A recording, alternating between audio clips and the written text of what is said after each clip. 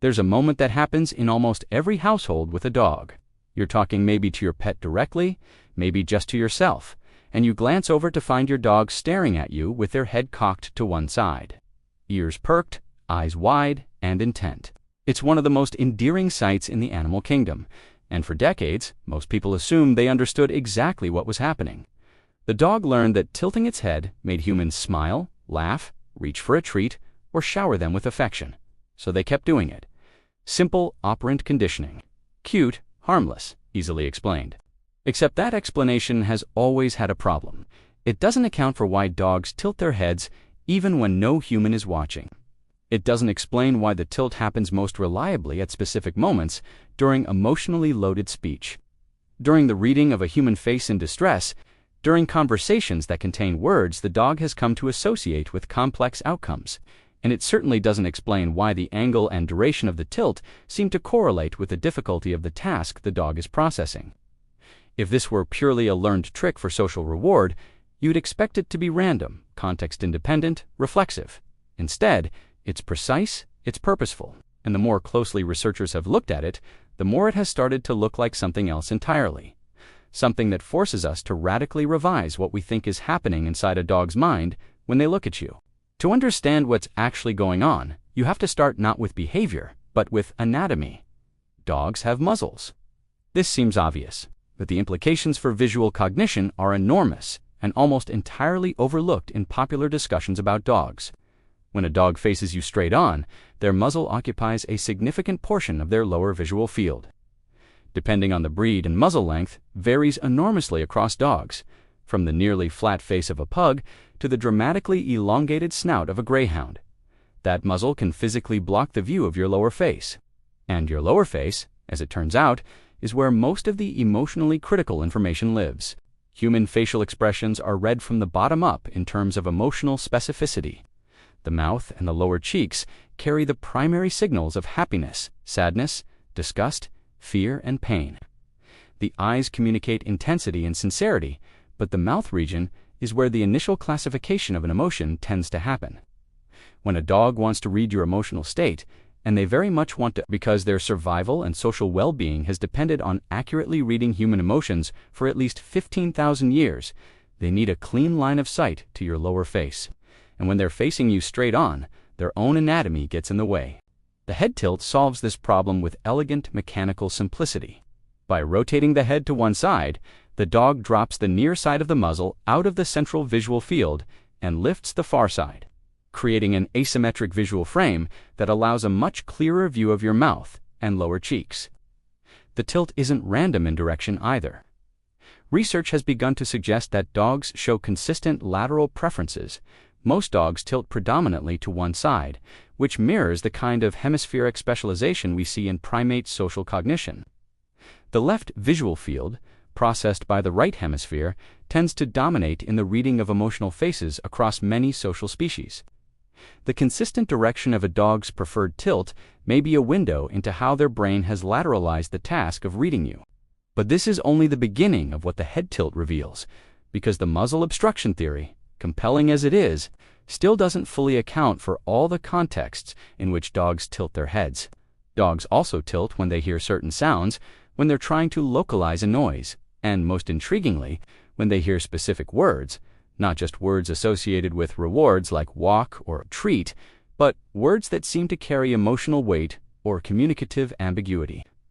This is where the story gets genuinely strange and genuinely profound. Dogs are far better at understanding human language than we gave them credit for most of human history. For most of that history, the assumption was that dogs responded to tone and prosody, the emotional music of speech, rather than to the meaning of specific words. And tone matters enormously to dogs. That much is absolutely true. But it turns out that tone is not all they're processing. Studies using neuroimaging have shown that dogs process the semantic content of speech in their left hemisphere, much as humans do, and the emotional tone in their right hemisphere. And that reward is most strongly signaled in their brains when the semantic content and the emotional tone match.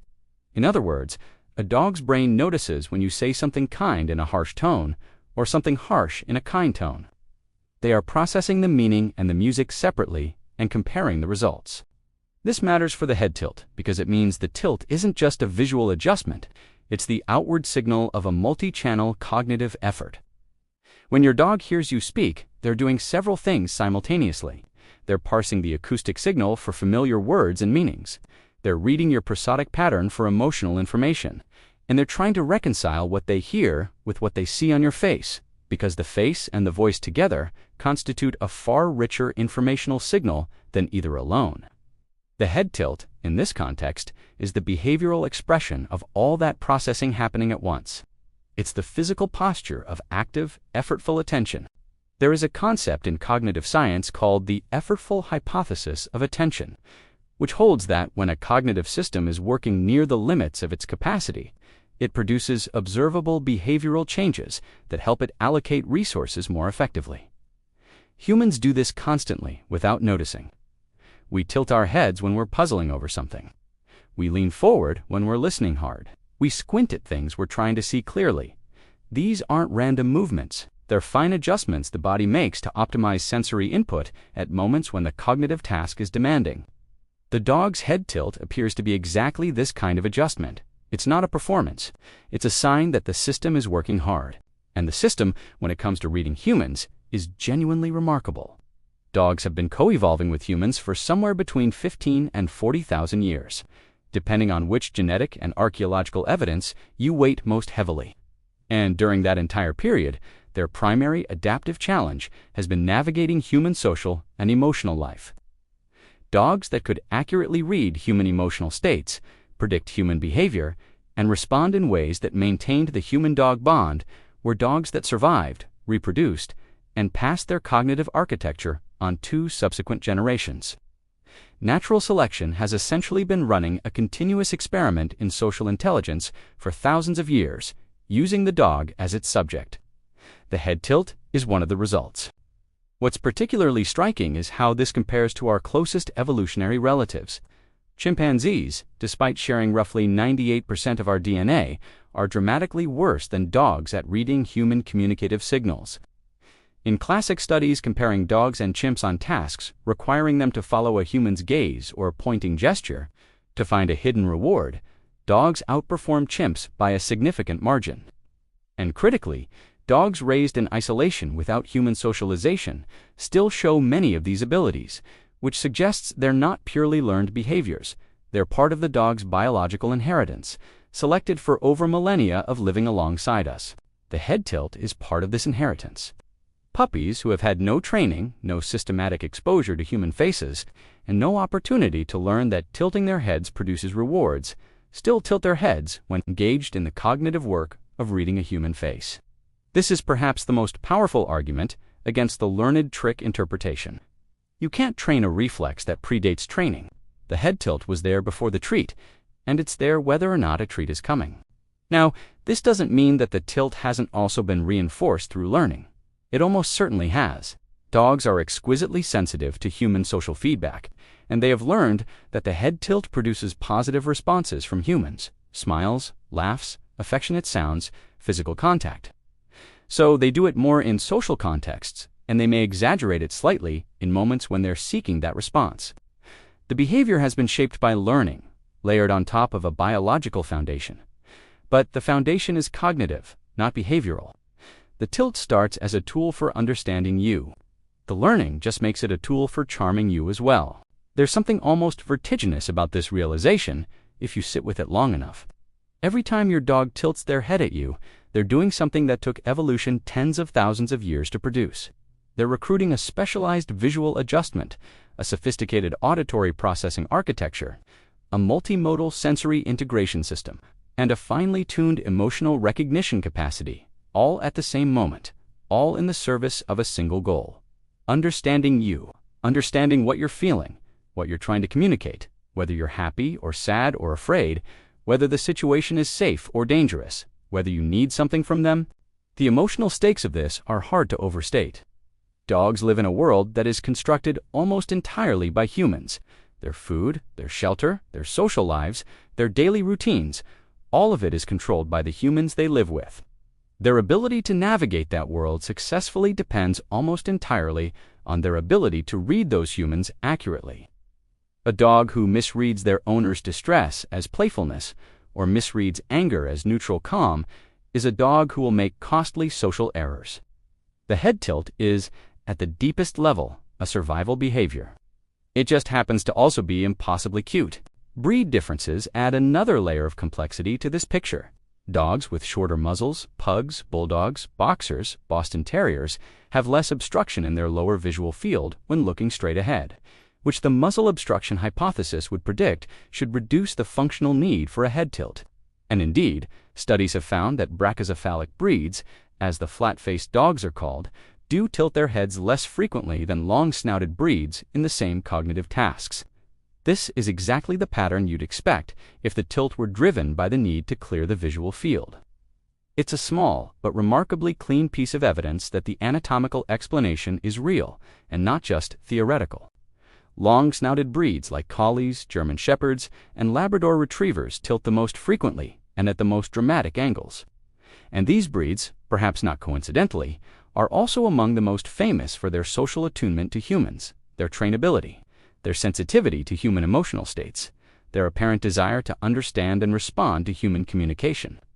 Whether the greater head-tilting frequency in these breeds reflects greater cognitive effort, greater social motivation, or simply greater anatomical necessity, is a question that hasn't been fully untangled, but the correlation is suggestive. There's also interesting new research on what the head tilt predicts about a dog's cognitive performance.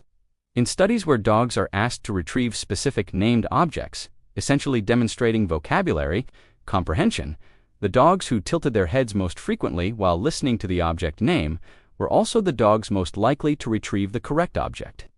The tilt, in other words, wasn't just a correlate of trying hard, it was a predictor of succeeding. The dogs who were doing the most visual and auditory integration work, the dogs who were most actively recruiting every channel of information available to them, were the dogs who performed best on the cognitive task. Attention, it turns out, is its own form of intelligence. This finding has implications that go well beyond dogs. It suggests that the visible behavioral signs of cognitive effort, the tilts, the leans, the squints, the furrowed brows, are not just epiphenomena of thinking. They're part of the cognitive process itself. The body is not a passive housing for the brain, it's an active participant in cognition, constantly adjusting sensory inputs, managing attentional resources, and optimizing the conditions under which the brain does its work. In dogs, this process has been shaped by thousands of years of selection pressure to read human faces. In humans, the analogous processes have been shaped by millions of years of reading each other. The specifics differ. The principle is the same. When you look at your dog tilting their head at you, you're seeing the product of one of the most extraordinary evolutionary partnerships in the history of life. On Earth, you're seeing an animal that has, over uncountable generations, developed a specialized cognitive architecture for the single purpose of understanding you, your emotions, your intentions, your words, your face. The head tilt is not a party trick. It's not a conditioned response to a treat. It's a cognitive tool, finely honed by evolution, actively deployed by your dog in the moment when they want, more than anything, to know what you're feeling. The next time your dog tilts their head at you, look back. They're working hard to understand you. The least you can do is try to understand them.